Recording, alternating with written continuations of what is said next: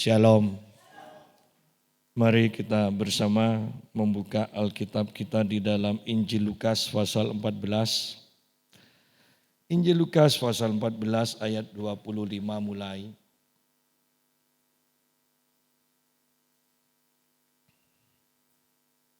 Segala sesuatu harus dilepaskan untuk mengikut Yesus. Pada suatu kali banyak orang berduyun-duyun mengikuti Yesus dalam perjalanannya. Sambil berpaling, Yesus berkata kepada mereka, "Jikalau seorang datang kepadaku dan ia tidak membenci bapaknya, ibunya, istrinya, anak-anaknya, saudara-saudaranya laki-laki atau perempuan, bahkan nyawanya sendiri, ia tidak dapat menjadi muridku. Barang siapa tidak memikul salibnya dan mengikut aku, ia tidak dapat menjadi muridku. Sebab siapakah di antara kamu yang kalau mau mendirikan sebuah menara tidak duduk dahulu, membuat anggaran biayanya, kalau-kalau cukup uangnya untuk menyelesaikan pekerjaannya itu." Nah, kita berhenti sampai sini dahulu. Tadi pagi kita sudah bahas tentang keselamatan, di mana semua orang itu diundang oleh Tuhan dan diberikan keselamatan secara cuma-cuma. Ya. Tetapi banyak orang yang berdalih menolak apa yang Tuhan sediakan, sehingga Tuhan kemudian mengundang orang-orang di pinggir jalan, di tikungan-tikungan jalan, ya, dan orang-orang yang miskin, orang-orang yang lumpuh, orang-orang yang timpang, semuanya diundang. Dan puji Tuhan dikatakan bahwa masih banyak tempat, sehingga tuannya ini mengatakan paksa semua yang mau itu untuk masuk, untuk datang. Dan akhirnya juga para pekerjanya bekerja juga banting tulang untuk memaksa orang datang sesuai dengan undangan ini. Ya. Nah, dan tadi pagi kita sudah bahas bahwa dalam kata paksa berarti ada kuasa yang didemonstrasikan. Dan ini berbicara tentang akhir zaman, tentang waktu-waktu kita sekarang, di mana kita membutuhkan sungguh-sungguh kuasa dan mendemonstrasikan kuasa Tuhan. Bahwa banyak mujizat, perkara-perkara yang ajaib akan terjadi dalam kehidupan kita dan bahkan melalui kehidupan kita di akhir zaman ini. Nah, itu tadi pagi kita sudah bahas tentang undangan dari Tuhan, ya. Nah, sekarang setelah diundang, kita lihat kembali sebentar, nanti akan kembali kepada pembacaan kita di Lukas. Matius pasal yang ke-11. Tadi kita baca ayat yang ke-28. Sekarang ayat 29. "Pikulah kuk yang kupasang dan belajarlah padaku, karena aku lemah lembut dan rendah hati, dan jiwamu akan mendapat ketenangan. Sebab kuk yang kupasang itu enak dan bebanku pun ringan." Bahwa setelah Yesus mengundang orang-orang yang letih lesu, berbeban berat, Yesus berjanji, "Aku akan memberikan kelegaan." Setiap orang yang menerima Tuhan Yesus dan bahkan kemudian ya dipenuhi Roh Kudus, biasanya mengatakan, lega. Ya, lega. Ada kelegaan. Orang yang lahir baru dan bahkan dipenuhi Roh Kudus itu ada kelegaan. Tetapi tidak cukup sampai di sana. Ada kelegaan. Rohnya diciptakan baru. Tetapi tidak cukup. Harus melangkah lebih lagi. Di sini pikulah kuk yang kupasang. Ini berbicara tentang sangkal diri, pikul salib. Ya, sangkal diri, pikul salib, penyangkalan diri. "Pikulah kuk yang kupasang dan belajarlah kepadaku." Tadi kita baca di dalam Lukas bahwa targetnya bukan hanya diselamatkan, tetapi targetnya menjadi murid. Oleh karena itu juga di ayat 29 dikatakan belajarlah kepadaku. Belajarlah kepadaku karena aku lemah lembut dan rendah hati. Bahwa semua orang yang percaya ketika sungguh-sungguh belajar kepada Tuhan Yesus, maka pada akhirnya yang akan sangat nyata dalam kehidupan kita, maka kita akan menjadi orang yang lemah lembut dan rendah hati. Ya, artinya semua orang akan nyaman loh bersama kita. Ya, orang yang lemah lembut dan rendah hati. Ya, lemah lembut dan rendah hati. Ini akan membuat orang-orang nyaman di dekat orang yang seperti itu. Ya. Jadi kalau ketika kita semakin diberkati Tuhan, semakin sukar untuk bisa berbaur dan orang merasa semakin tidak nyaman dengan kehadiran kita, maka kita harus sadar bahwa ada yang salah. Jangan-jangan kita tidak belajar kepada Tuhan Yesus. Ya. Jangan-jangan kita belajar hanya kepada orang yang lebih senior dari kita. Jangan-jangan kita hanya belajar kepada pengusaha yang lebih sukses daripada kita. Jangan-jangan kita hanya belajar kepada pendeta yang lebih terkenal ya daripada kita. Tidak, di sini kita harus belajar kepada Yesus ya. Sehingga pada akhirnya kelemah lembutan dan kerendahan hati itu yang menjadi ukurannya. Tentunya kita semua seperti tadi pagi, kita harus menjadi dukun juga. Ya, menjadi dukun, duduk tekun. Ya, duduk tekun di hadapan Tuhan. Ya. Nah, kemudian ketika kita menjadi murid, ini yang terjadi. Jiwamu akan mendapat ketenangan. Kalau Rasul Petrus dalam suratannya mengatakan, terimalah firman itu dengan lemah lembut. Sebab firman itu yang tersimpan di dalam hatimu itu yang akan menyelamatkan jiwamu. Bahwa kalau kita ini hanya diselamatkan roh kita, itu belum menjadi tujuan iman kita dikatakan ya di dalam kitab Petrus. Tujuan iman kita adalah keselamatan jiwa. Artinya pola pikir yang diubahkan sesuai dengan firman Tuhan. Yang jadi masalah banyak orang Kristen hanya puas dengan manusia rohnya itu menjadi ciptaan yang baru. Tetapi tujuan iman yaitu keselamatan jiwa, perubahan pola pikir sesuai dengan firman Tuhan itu tidak dikerjakan. Jadi kalau kita simpulkan banyak orang Kristen itu hanya sampai di ayat 28 ini. Seharusnya kita melangkah sampai ayat 29. Bahkan pada akhirnya ayat 30.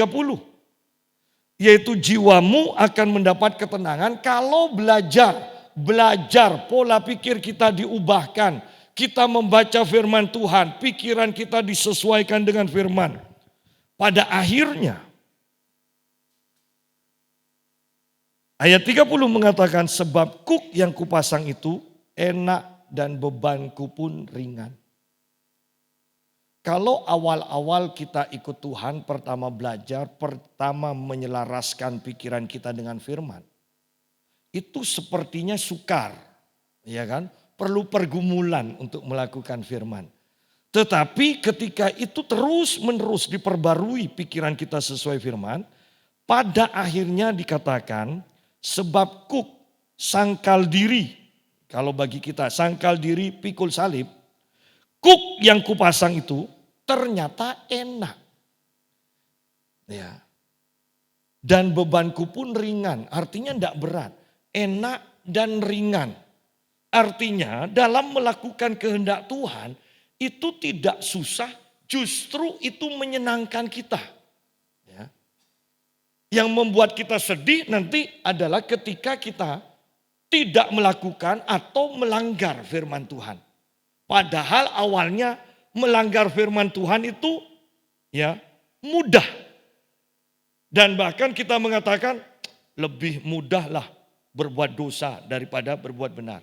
Tetapi kalau kita masuk dalam pemuritan yang benar, belajar firman Tuhan dan pola pikir kita diubahkan sesuai firman, maka pada akhirnya kita akan mengatakan berbuat dosa itu sukar. Lebih mudah, lebih menyenangkan kalau berbuat benar sesuai dengan firman Tuhan. Berarti disinilah kita sepenuhnya sudah diubahkan. Ya, ini target kita.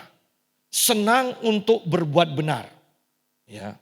Dan berbuat benar adalah ringan atau mudah, bukan sukar. Nah, kembali kepada pembahasan kita, Injil Lukas.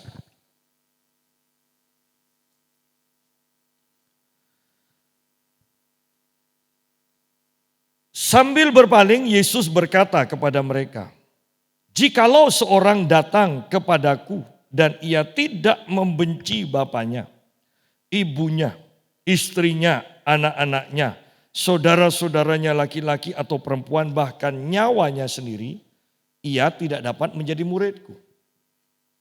Sekarang Yesus masuk ke dalam pengajaran yang lebih daripada yang tadi kita bahas ya, ayat 15 sampai ayat 24.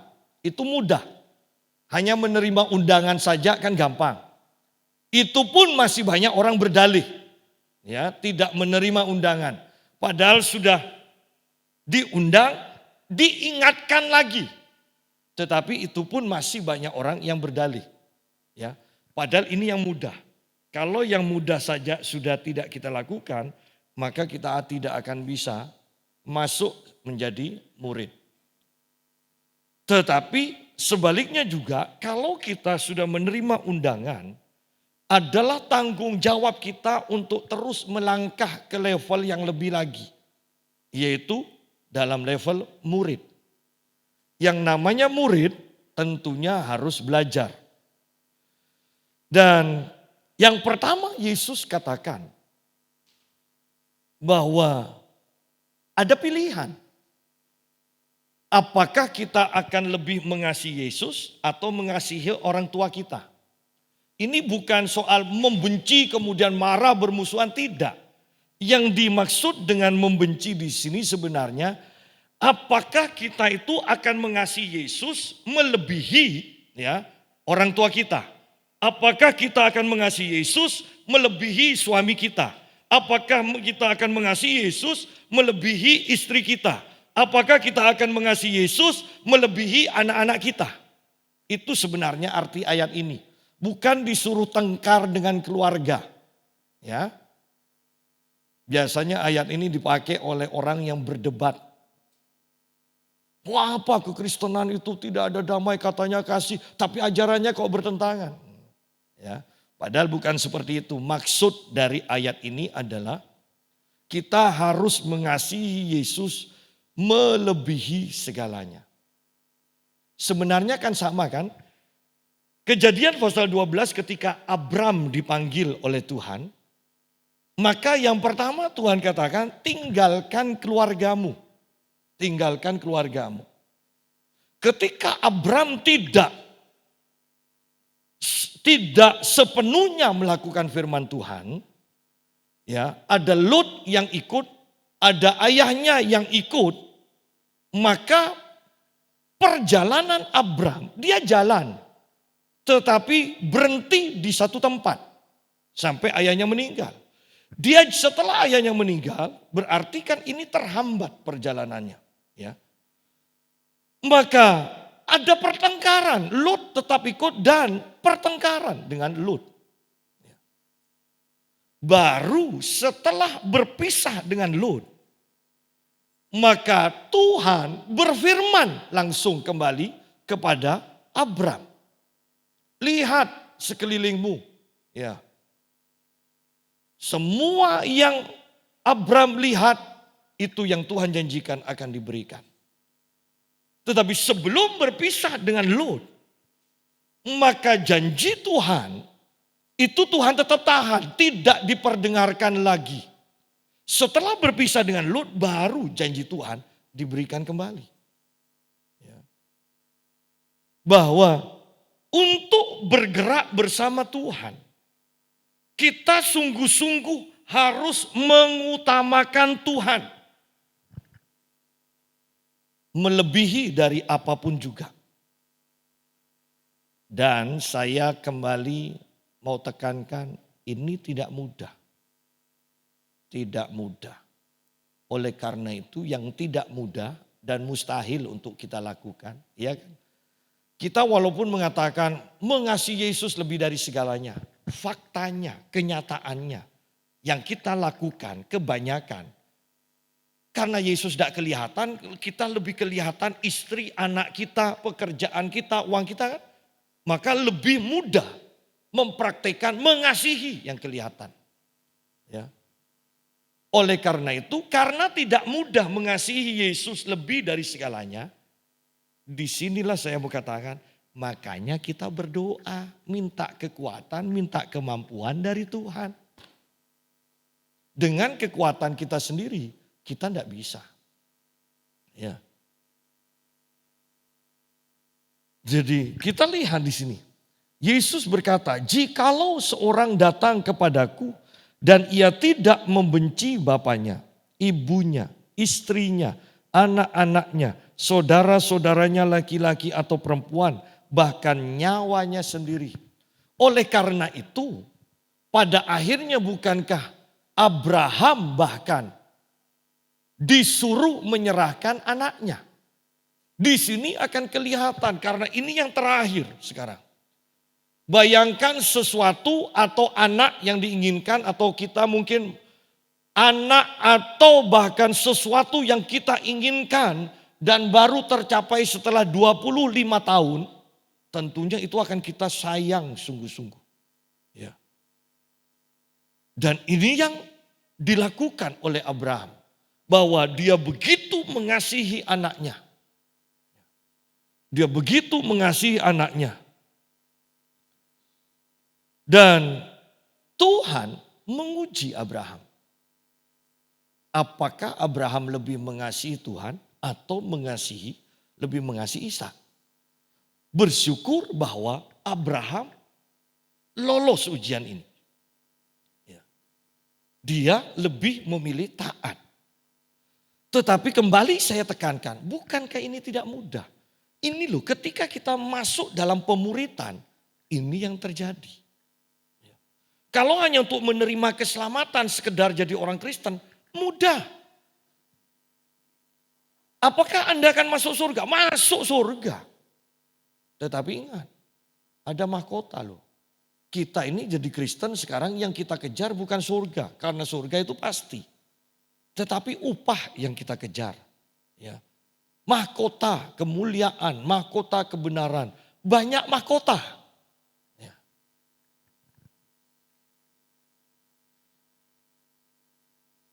Jadi di sini dikatakan ia tidak dapat menjadi muridku.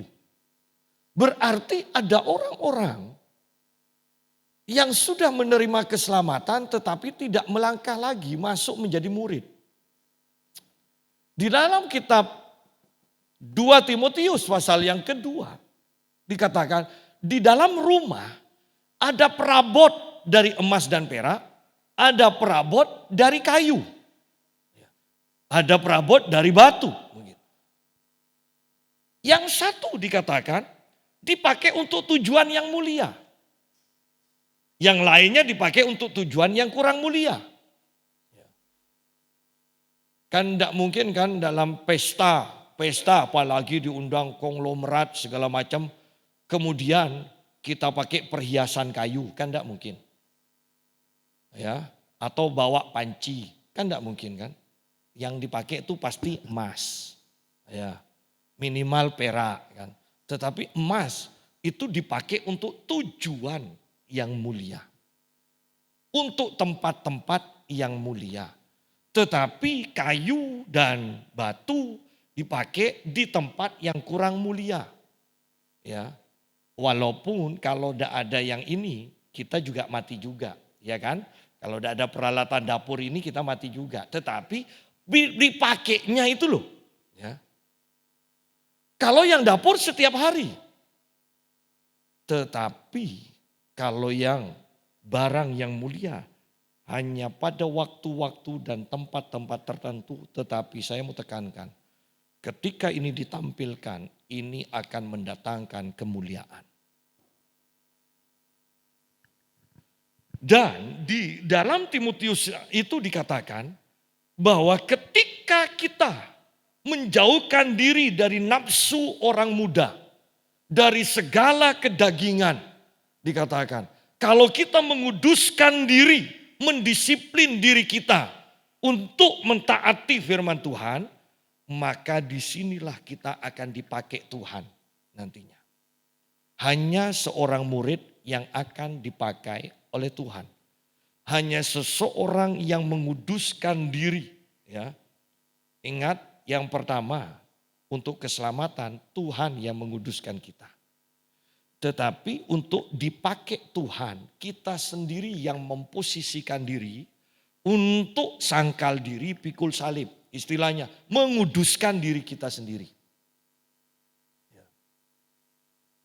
Setiap orang kan sudah tahu kita ini jadi orang Kristen mau apa? Mau dipakai Tuhan apa sekedar selamat? Tetapi kalau hanya sekedar selamat dan masuk surga ini agak tidak jelas loh. Artinya tidak jelas begini. Anda lahir baru masuk surga? Ya. Tapi kok tidak kelihatan ya? Kalau sudah lahir baru. Jangan-jangan belum lahir baru. Kan ada keraguan. Tetapi kalau kita sudah diselamatkan, lahir baru, dimuridkan, berarti cara berpikir kita, cara berkata-kata kita, tindakan kita jelas mencerminkan ini warga kerajaan surga. Sehingga dari perkataan kita, dari pola pikir kita, dari tindakan kita, kita sendiri tidak ragu bahwa kita itu sudah lahir baru dan pasti masuk surga. Tetapi kalau kita sendiri tidak melihat, tidak merasakan sesuatu yang baru terjadi dalam kehidupan kita, kan ragu sendiri kan. Itu loh. Oleh karena itu penting untuk dimuridkan. Menjadi murid dikatakan. Dan syarat pertama untuk menjadi murid adalah mengasihi Tuhan dengan segenap hati, dengan segenap jiwa, dengan segenap akal budi, dan dengan segenap kekuatan. Sehingga ketika Tuhan dijejer dengan yang lain-lainnya, maka Tuhan yang menjadi utama.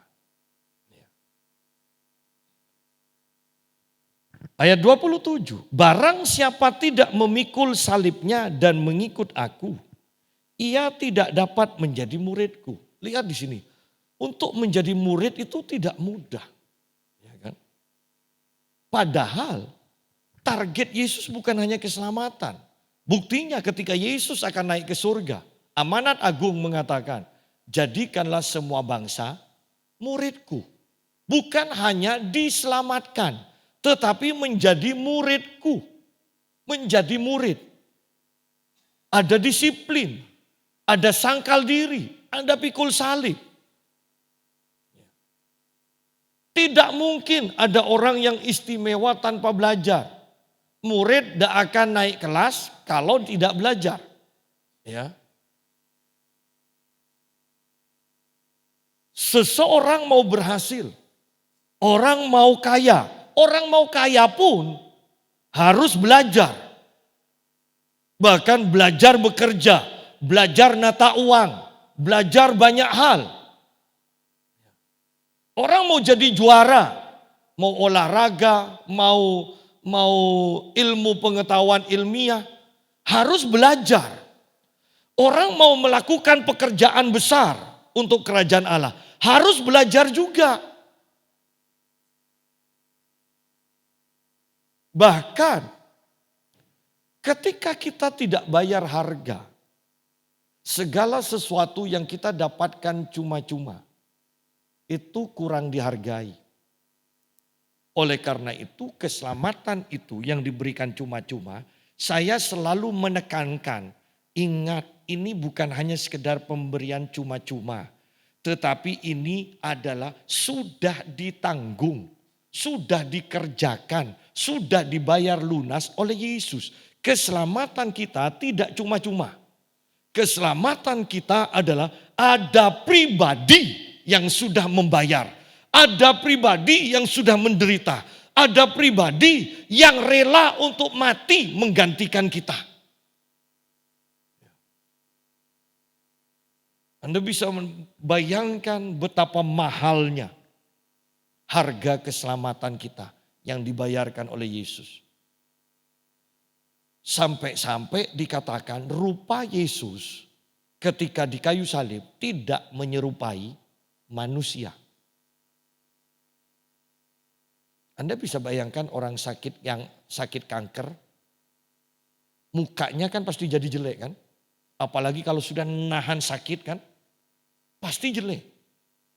Anda bisa bayangkan semua penyakit di seluruh dunia ada di dalam tubuh Yesus dan sedang menyerang tubuh Yesus pada saat yang bersamaan. Sehingga Alkitab katakan bahwa rupa dari Yesus tidak menyerupai manusia lagi. Bahkan bisakah kita membayangkan harga keselamatan kita? Kalau cambuk yang dipakai dan ada pengaitnya di depannya, itu bercabang 3, kemudian satu cabangnya itu bercabang lagi 3, dan itu dicambuk kepada Yesus. Kalau itu 39 kali seperti kebiasaan orang Yahudi atau orang Romawi. Bisakah Anda melihat bahwa ketika Yesus berjalan memikul salib, itu kayu tidak bersentuhan dengan dagingnya, tetapi langsung bersentuhan dengan tulangnya. Anda bisa bayangkan betapa sakitnya tubuh Yesus. Jadi ini harga keselamatan yang Yesus bayarkan bagi kita. Oleh karena itu saya tidak akan bosan-bosannya mengatakan, lihat pengorbanan Yesus di atas kayu salib. Bukan murahan keselamatan kita. Kalau sampai Yesus tidak melakukan itu, tidak menanggung semua murka Allah dalam dirinya. Ingat, kita loh yang dicambuk. Kita yang mikul salib. Kita yang menerima mahkota duri. Kita yang ditombak. Lalu kalau sudah bayarannya sedemikian mahal seperti ini. Bahkan ada orang yang menanggung semuanya. Ya, Tuhan Yesus menanggung semuanya. Masakan kita tidak tahu membalas budi?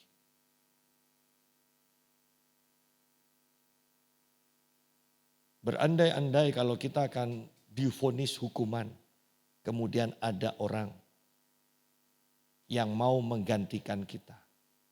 Mungkin, bayangkan, bukan hanya berterima kasih. Kalau orang itu punya keluarga, kita yang ada di luar penjara, pasti dengan sukarela menanggung biaya dari keluarganya untuk tetap hidup dengan layak.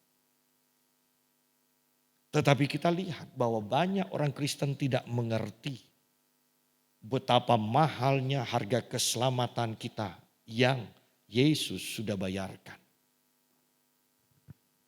Lihat gaya hidup kebanyakan orang Kristen.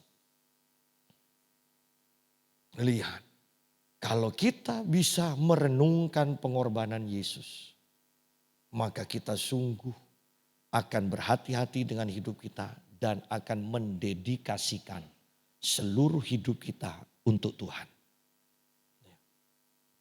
Kembali kepada pembahasan kita. Barang siapa tidak memikul salibnya dan mengikut aku, ia tidak dapat menjadi muridku.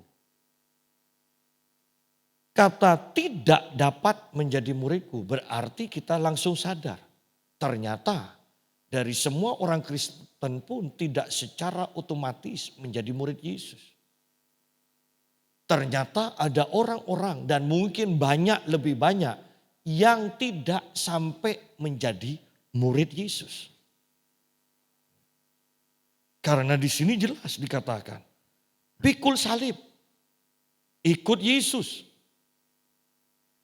Bayangkan di sini, pikul salib aja sudah berat, ikut Yesus. Ikut Yesus. Tidak mudah. Ikut Yesus itu Yesus saja meninggalkan surga untuk menjadi manusia. Bayangkan Yesus yang mempunyai harta berlimpah dan itu harus ditinggalkan. Bayangkan Yesus yang penuh dengan kuasa, itu pun harus ditinggalkan. Kita lihat sebentar Lukas pasal yang ke-18.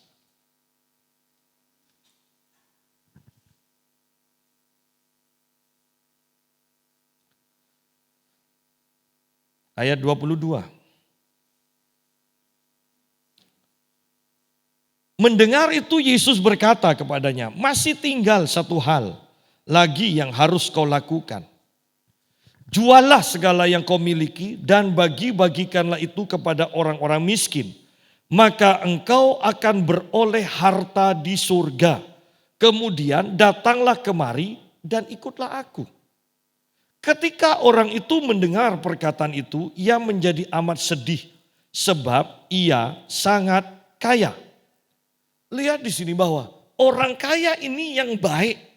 Tetapi ketika disuruh ikut Yesus, tinggalkan segalanya dan ikut Yesus, dia sedih dan meninggalkan Yesus. Artinya menjadi murid itu tidak mudah. Kalau hanya sekedar menjadi orang Kristen, mudah. Menjadi orang Kristen yang menyerupai Yesus, itu tidak mudah, butuh pemuritan. Ya, butuh pemuritan.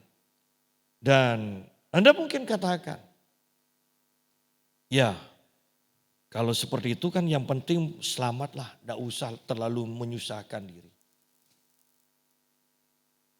Tetapi pertanyaannya adalah, apakah kita yakin hanya sekedar menerima keselamatan dan tidak masuk ke dalam level yang lebih lagi menjadi murid? Apakah kita yakin kita akan bisa bertahan sampai akhir? Ya. Tanpa mengalami Yesus sedemikian rupa, iman kita mudah sekali hancur. Menghadapi penderitaan, menghadapi kegagalan, menghadapi cemoohan, menghadapi ancaman nyawa. Maka jiwa kita, iman kita akan mudah sekali untuk mengalami kehancuran. Kita harus masuk ke dalam level murid. Kalau sudah level murid, Anda tidak akan tergoyahkan. Ya. Karena murid, itu cara berpikir, cara berbicaranya, itu sudah sama seperti gurunya. Dan Yesus tidak tergoyahkan oleh apapun juga. Ini harus dipikirkan. Ayat 28. Sebab siapakah di antara kamu yang kalau mau mendirikan sebuah menara, tidak duduk dahulu membuat anggaran biayanya. Kalau cukup uangnya untuk menyelesaikan pekerjaan itu. Supaya jikalau ia sudah meletakkan dasarnya, dan tidak dapat menyelesaikannya, jangan-jangan semua orang yang melihatnya mengejek dia. Ya. Sambil berkata, orang itu mulai mendirikan, tetapi ia tidak sanggup menyelesaikannya. Sidang jemaat, mau ikut Yesus, pikirkan. Pikirkan terlebih dahulu. Kalau dari awal kita hanya diajar untuk ikut Yesus enak, yang sakit sembuh. Ya. Yang bangkrut akan dipulihkan, akan kaya. Kemudian jadi ayat hafalan. Ya, menjadi kaya, semakin kaya, dan sangat kaya. Ya. Tetapi ketika itu terus yang dijejalkan tanpa diberi pengertian, kita harus melangkah ke level lagi, yaitu pemuritan. Maka orang seperti itu sama dengan orang yang mendirikan rumah tanpa ngitung dulu, tanpa perencanaan. Kira-kira cukup apa enggak uang ini? Ya. Bahkan zaman sekarang kan kita banyak mendengar, dihitung cukup aja ternyata kurang. Ya. Jadi kalau membangun rumah sekarang harus lebih, punya uang lebih daripada yang ditargetkan. Jangan sampai pas-pasan, apalagi kurang. Nah, ikut Tuhan, mau ikut Tuhan pun, Anda harus pikirkan, ya, apakah kalau sampai kita diancam untuk dibunuh karena iman kita siap atau enggak? Jangan hanya berpikir dari awal, wah enak nanti kaya. Kita nyanyi-nyanyi tidak usah kerja kaya. Ya, nyanyi-nyanyi kaya, nyanyi-nyanyi ya kan, diberkati. Jangan pikir yang itu. Pikirkan kemungkinan yang terjelek, yaitu mati menjadi saksi. Ya. Apakah kita mampu sampai di sana? Ya. Itu yang harus dipikirkan. Kalau enggak, sudahlah. Jangan memulai jadi orang Kristen daripada engkau berhenti di tengah jalan. Kita tidak kuat pada penderitaan. Kita tidak mau dan tidak mampu untuk sangkal diri pikul salib ikut Yesus. Daripada berhenti di tengah jalan, lebih baik jangan mulai.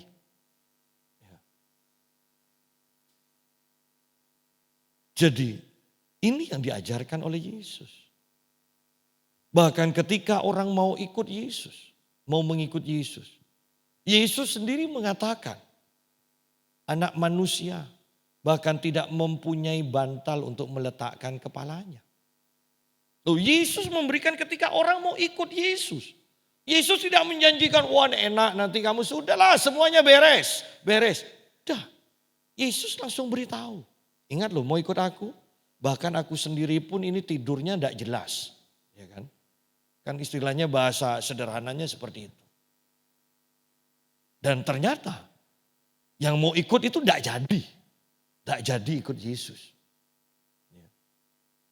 Bahwa ikut Yesus itu tidak mudah. Butuh sangkal diri, pikul salib. Berarti dari awal kita sudah berkomitmen untuk apapun yang terjadi, aku akan menyelesaikan perjalanan imanku. Harus. Hitung-hitungannya harus jelas. Aku gak akan menghadapi penderitaan seperti ini, aku akan begini, aku akan begini. Itu sudah dipikirkan. Supaya kita tidak berhenti di tengah jalan. Kenapa? Kalau berhenti di tengah jalan akan dicemooh. Orang Kristen yang mati karena Kristus. Anda bisa bayangkan, pikirkan, lihat, baca, dengar. Itu tidak mempermalukan dirinya dan tidak mempermalukan Tuhan. Tetapi orang Kristen yang meninggalkan imannya, bukankah menjadi cemooh? Baik terhadap orang itu sendiri maupun terhadap kumpulan gerejanya, bahkan secara luas kepada kekristenan. Dicemooh. Kenapa? Karena dari awal tidak ngitung. Ini loh harga yang aku harus bayar untuk jadi murid Yesus. Kita tidak pernah berpikir untuk menjadi murid, sangkal diri, pikul salib, ikut Yesus. Kita hanya berpikir jadi Kristen dapat surga. Itu aja yang kita pikir. Kita salah dalam perencanaan dari awal menjadi Kristen.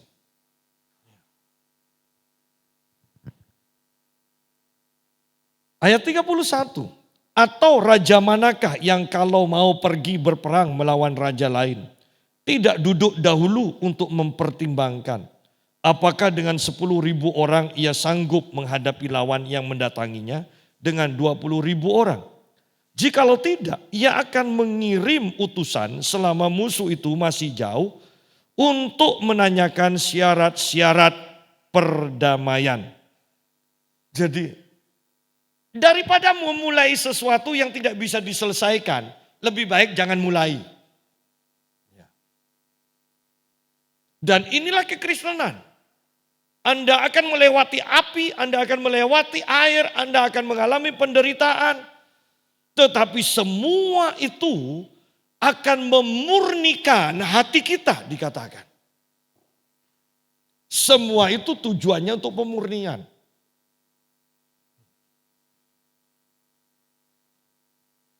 Jangan memulai kalau Anda tidak merencanakan. karena banyak gagalnya atau berhenti di tengah jalan. Ya. Jangan memulai kalau kita tidak merencanakan dan tidak tahu hasil akhir yang akan kita capai. Ketika saya nge-gym awal, kemudian saya ditanya oleh pelatih saya di Surabaya. Kamu ikut nge-gym apakah hanya sekedar untuk sehat, bagus atau ingin jadi juara? Dan saya katakan, kalau bisa juara saya mau jadi juara. Dan kemudian pelatih saya katakan, sudah besok ya pindah, jangan latihan di sini lagi, pindah ke tempat saya latihan. Dia bilang. Dan saya kemudian pindah ke Suryanaga. Dan di sana latihannya, karena tujuannya sudah jelas, juara. Jadi cara latihannya sudah beda. Karena tujuannya sudah jelas, juara. Maka semua aturan-aturan untuk jadi juara, saya ikuti. Jam 9 malam sudah tidur. Ya. Saya tidak pernah lebih dari jam 10 untuk tidur ketika saya ingin jadi juara. Itu ada aturan-aturan, cara makan diikuti, cara latihan diikuti. Seorang binaragawan Indonesia yang dilatih di Amerika dan akhirnya menjadi juara dunia. Dia katakan begini, ketika saya dilatih di Amerika, bahkan ngangkat beban itu loh, sudah tidak kuat masih dicaci maki untuk memotivasi. Dicaci maki. Ya. Dan akhirnya dia katakan, bahkan sampai angkatan ya, saya hanya kuat 1 kali, itu pun sambil nangis. Anda bisa bayangkan orang yang suka olahraga melakukannya sampai nangis. Karena dipaksa sedemikian rupa. Toh akhirnya jadi juara. Kalau dia tidak tahu, untuk apa latihan sampai nangis-nangis? Untuk apa makan? Ya, ayam kan lebih baik ada garam, ada bumbu daripada ayam. Semuanya kulitnya dibuang segala macam, kemudian tidak dimasak tapi hanya direbus. Setiap hari 2 kilo. Kemudian setiap hari 3 bulan, Anda bisa bayangkan. Sehingga pada akhirnya karena sudah tidak bisa makan, akhirnya di blender. Apa tidak seperti orang gila? Di blender campur nanas diminum. 1 ya. 1 blender itu diminum. Setiap hari hanya seperti itu. Kalau dia tidak tahu tujuannya untuk jadi juara, bukankah ini tidak akan mau dilakukan? Sama. Kenapa orang Kristen tidak mau sangkal diri pikul salib? Tujuannya bukan untuk jadi murid, tujuannya bukan untuk mendapatkan mahkota. Tujuannya hanya sekedar masuk surga. Saya katakan bahwa untuk masuk surga pun supaya Anda pasti iman Anda harus tahu. Artinya apa? Anda harus punya gaya hidup yang menjelaskan pada diri Anda sendiri bahwa Anda memang lahir baru.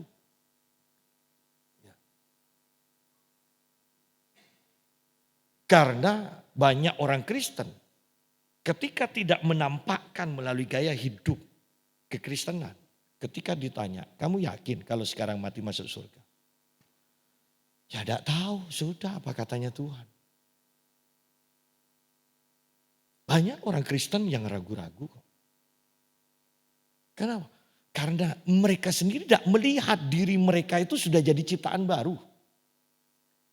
Ya. Kembali kepada pembahasan kita sekarang.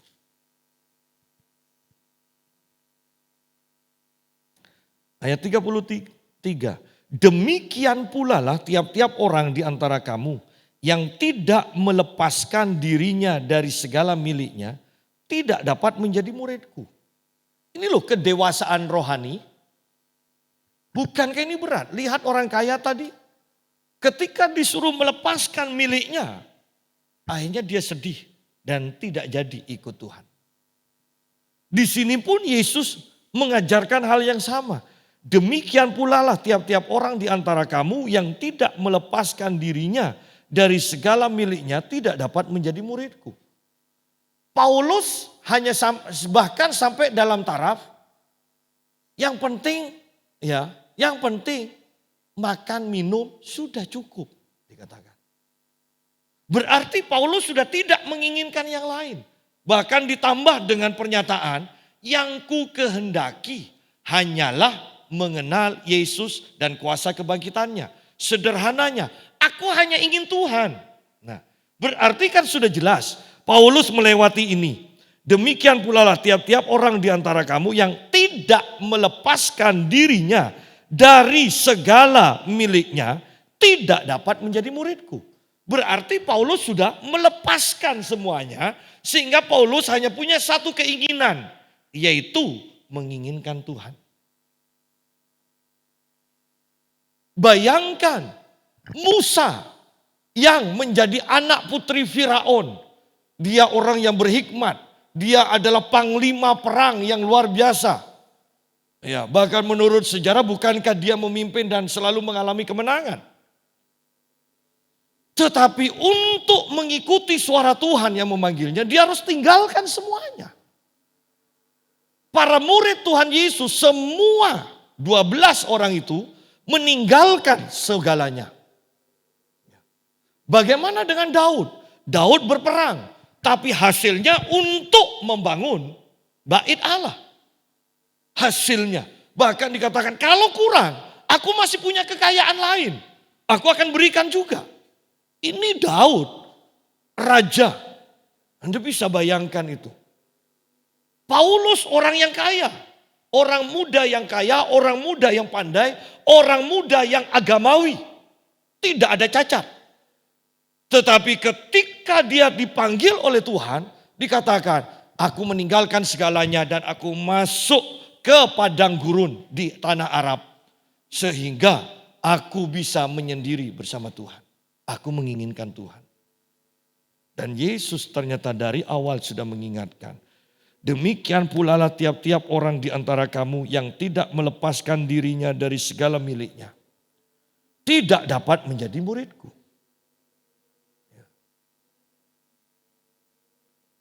Tidak mudah untuk menjadi murid. Menjadi orang Kristen mudah. Tetapi untuk level sampai murid tidak mudah. Banyak yang harus kita lepaskan. Banyak.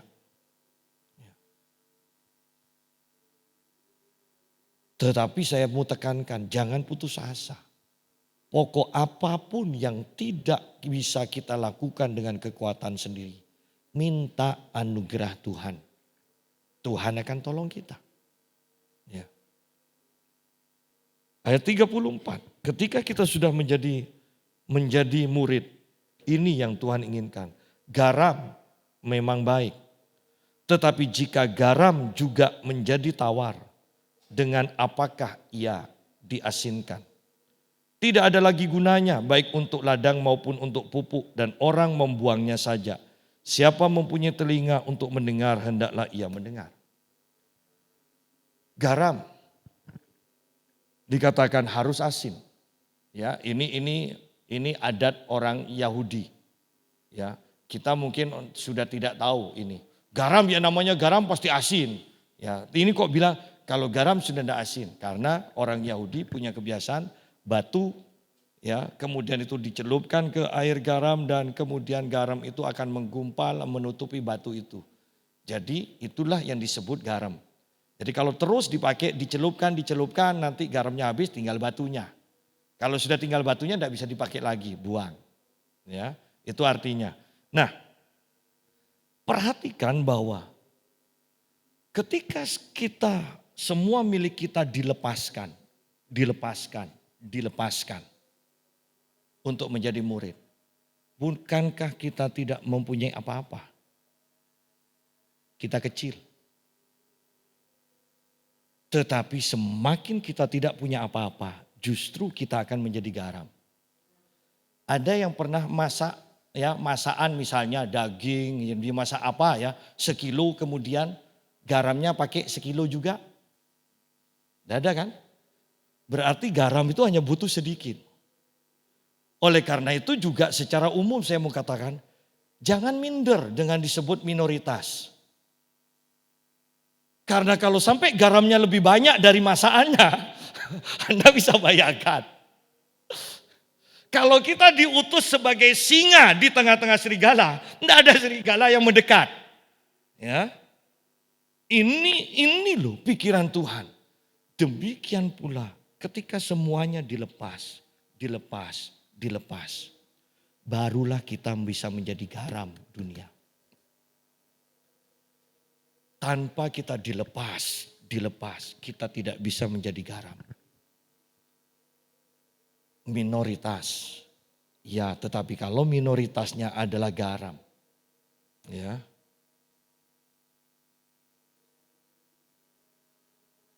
masakan satu panci besar pun dikasih garam sedikit, lezat. Jangan sampai 1:1. Jangan, ya. Oleh karena itu bukan kebetulan Yesus mengajarkan kita itu adalah garam dunia.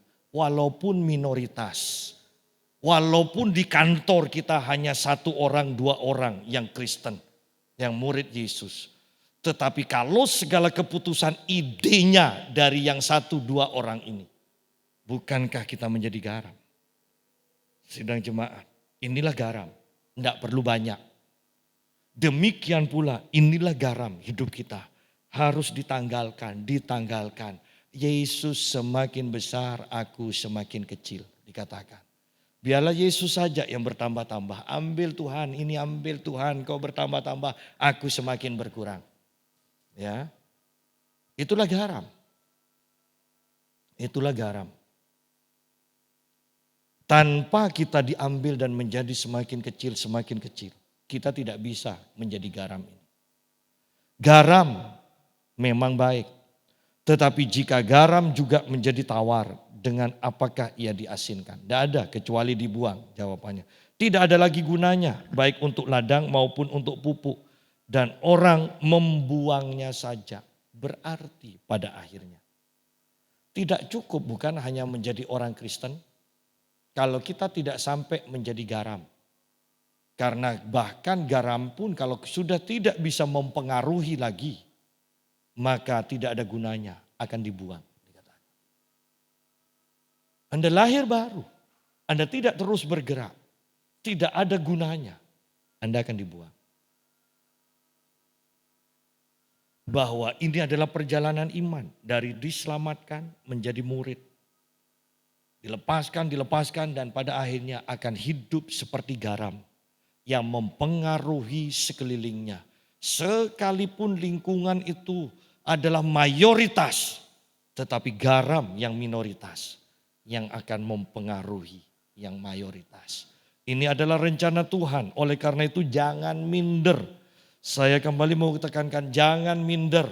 Kita adalah garam, ya. Kita adalah garam. Tidak ada lagi gunanya baik untuk ladang maupun untuk pupuk dan orang membuangnya saja. Siapa mempunyai telinga untuk mendengar, hendaklah ia mendengar.